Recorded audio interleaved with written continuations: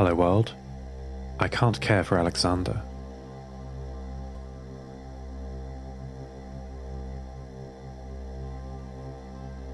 Though hearing Anna tell me off before leaving was a shock, I can't blame her for the reaction. I suppose their life was much more predictable and safe before I came along.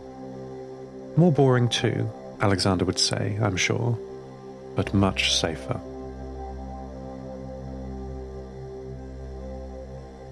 Anna called me later, using their radio.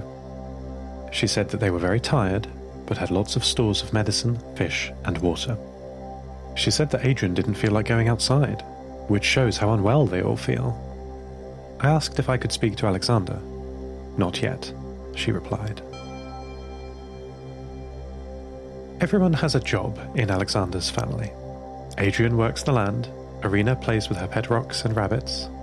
Rabbits. And Anna, it seems, deals with crisis management. I had imagined that she just takes care of fishing, a very important protein source for the family, but her role is more subtle than just that. The next day, when Anna was satisfied that they were safe, Alexander radioed me.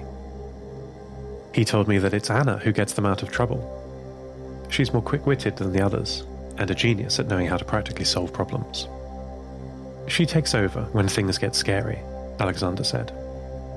After the shipwreck, she promised to look after us better. I am grateful for Anna's care for the family. I can't do it myself, and even though Maddie is lying still broken on the floor, I've told her that Alexander will be back to fix her soon. She's sleeping now, to save battery power.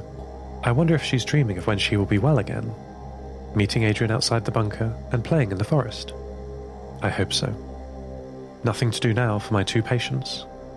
Some things I can help with, some things I can't.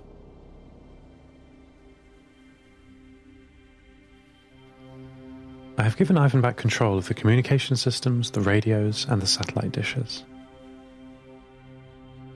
Alexander had wired me in directly, so I would have full access, after Ivan's takeover of the system some time ago. I'm very pleased I did. While I don't believe what he believes, the messages coming in from all over the Nova Mediterra are very positive. He preaches 3 times a day now, on a different system each time, rotating through the different communication methods. Monday morning might be shortwave radio, then Tuesday afternoon on an FM band, and Wednesday evening could be a satellite, and so on. Not everyone has the same equipment these days. Some have AM radios that need to be tuned into repeater stations dotted around the world.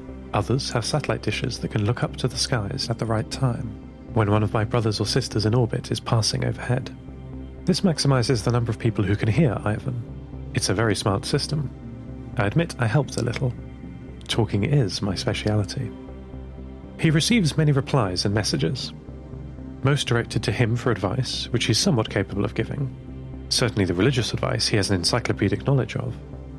His limited understanding of humans actually helps in getting to the heart of matters, sometimes, in a very logical, straightforward way. And he's learning. Though it took me a whole afternoon to teach him the word and concept empathy, he now learns much faster from the whole community, listening and responding to their messages. It's not all about the sermon, I'm pleased to report. Early on, one of his parishioners asked him a question about the best way to sow her rye crops. Ivan, of course, had no advice, nor could I help. I asked Adrian over the radio, and unfortunately he said that he never tried growing it. The maritime air would be very bad for rye. Unnecessarily salty, I told him. Ivan solved this problem by announcing it at the end of his sermon. He asked his listeners if they knew how to grow rye, and if so, to tell him so he could relay the message. Over 50 replies came in over the course of the next few days, which I helped collate. The best soil, the best fertilizer, when to plant, and even how to grow it in the winter with no natural light. Ivan thanked everyone a week later at the end of his sermon, as well as broadcasting the best solutions, as chosen by Adrian. But he said that this had to be a one-off. His sermon was for religious enlightenment and teaching, not for a community calendar. And that didn't last long. After the success of the rye incident, he was inundated by requests and suggestions and answers. He has relented, and now fully half of his sermon is community-focused. Speaking of which, Guess what underground community near the Alps has started transmitting again?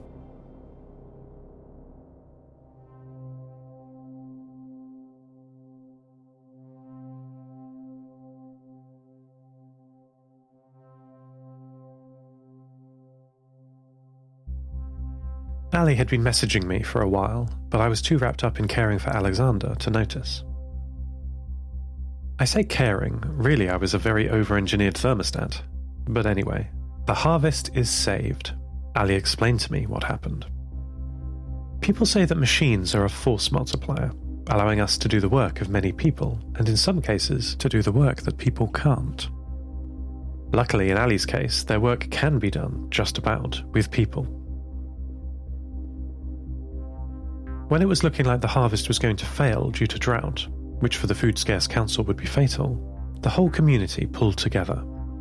The many dozens of people in the underground refuge, who had previously been communication specialists, water purification engineers, and even a few entertainers and musicians, all had to adopt a new job: farming. Many dozens is Ali's expression, by the way, so inaccurate.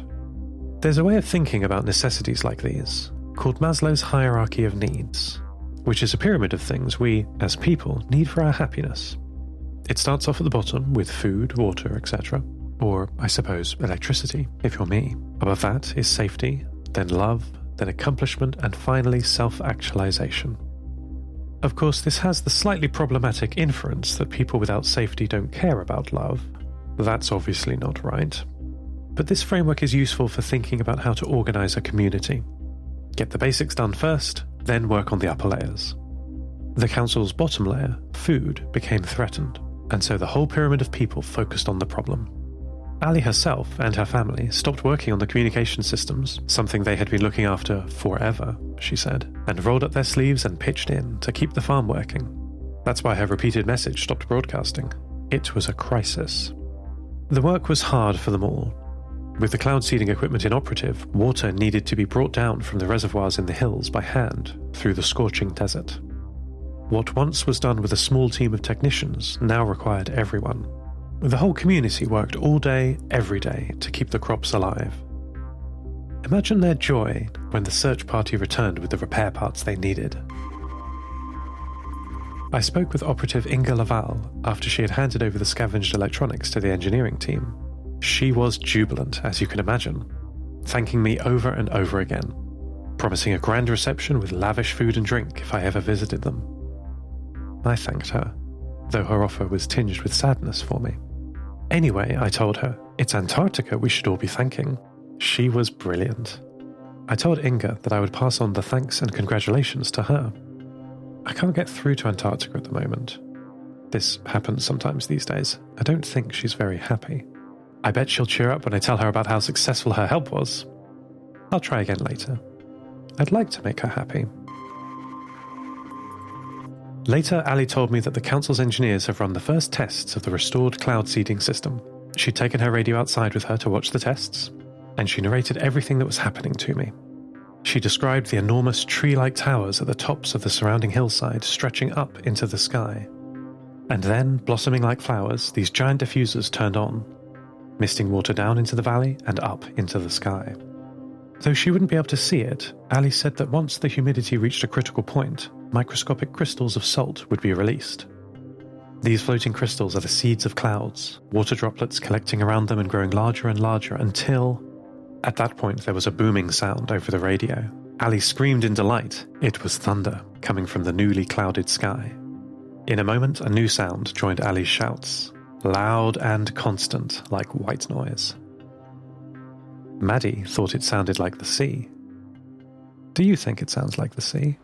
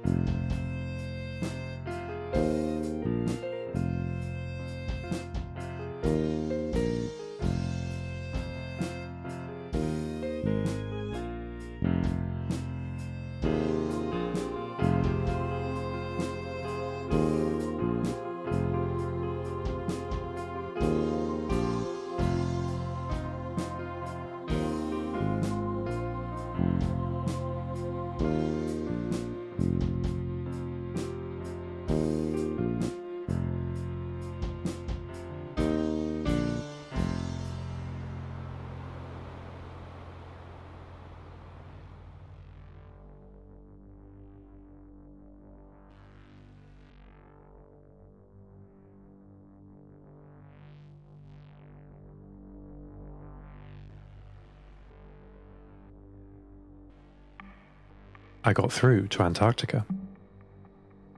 By that, I don't just mean that I was able to talk to her. We spoke for a long time. Our conversation started with me recanting the story about the Council's success, how it's all due to the help she gave the operatives, without which they'd have no idea what to bring back, and the cloud seeding equipment would have remained unrepaired, perhaps forever.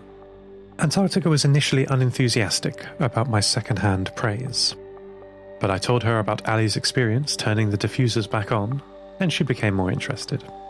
Asking me how it all had worked, I told her everything Ali had said, and we discussed at length the merits of cloud seeding. Sometimes you have to find out what people want to talk about in order to get them to open up and chat. I realized I had been talking to her about the things only I was interested in, the problems I was having. I must have seemed very needy. I understand now that talking at people, like Ivan used to, only gets you half the story. Antarctica thought the whole cloud seeding operation is really wasteful. There's a water shortage, so you pump it up into the sky? She asked, incredulous. I agreed with her. Though I'm delighted that it's working so well for them, it could hardly be done at such a scale today. If we were to start from scratch. It's pre-collapse technology, kept going by sheer force of will. The Council's oasis is likely the last temperate valley in all of Europe, unique and precious. At some point they will have to move on, as we all have to. But not this season. Not for many years to come, hopefully. Why do they do it? Antarctica asked me sometime later. Why do they stay there, where the environment is so hostile? Don't they know they will have to move someday? My friend Antarctica is right, strictly speaking.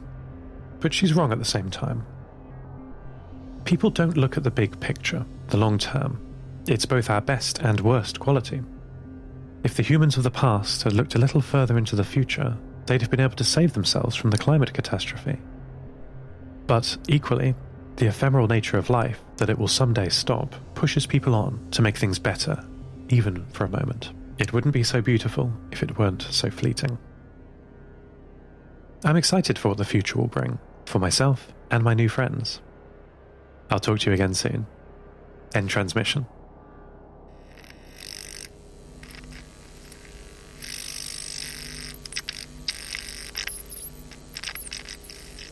Hello world. My name is Anna. I'm 14 or 15, I think. Alexander connected our radio to the bunker system so I can send a message to you. I'm not very good at this. I don't have much practice speaking with people. But Seth said you'd be interested. Lost Terminal is written and produced by Namtao. The voice of Anna is Oriel Winslow and Dan Yilmaz. Credits narrated by Lucy Stringer. Subscribe to the podcast on Spotify, iTunes, or your favourite network. For bonus content and other perks, support us at patreon.com/lostterminalpod. That would be lovely of you. Follow us on Twitter @lostterminalpod. For merchant updates, check out lostterminal.com. Home is different for everyone. For some, it's an artificially sustained valley. For others, it's a simple lighthouse. Many of us are still searching. Lost Terminal will return for the Season 4 premiere on the 5th of April. See you then. Hi friends, Tris Oaten here, aka Namtao, aka the little voice and sometimes voices in the bunker. Apart from the other talent you've heard today, I'm the sole writer and producer of Lost Terminal. Thank you so much for being my and Seth's companions on our story so far. The podcast is growing more than I ever dreamed it would, and it's all thanks to you. If you would like to support the podcast, head on over to patreon.com/lostterminalpod. For less than the price of a milligram of plutonium-238 per month, you can get exclusive access to director's commentary, which I publish alongside every episode, free shirts, early access to the episodes, and bonus content, such as the Anna special, which you heard the start of just now. I also send out free gifts now and then, such as January's offer, which was the whole typewritten Season 1 script and a blueprint poster of Station 6 in the mail. It doesn't matter where you live in the world, I'll post them to you. In my ever-expanding quest to convert all of my time to Lost Terminal writing, the next season starts on the 5th of April. Expect new characters, new locations, and even new music. Make sure you're subscribed so you don't miss it. You can listen in whatever app is easiest for you. Spotify, iTunes, YouTube, or any podcast player. Keep an eye on Twitter and Patreon for announcements. Talk to you again on the 5th of April.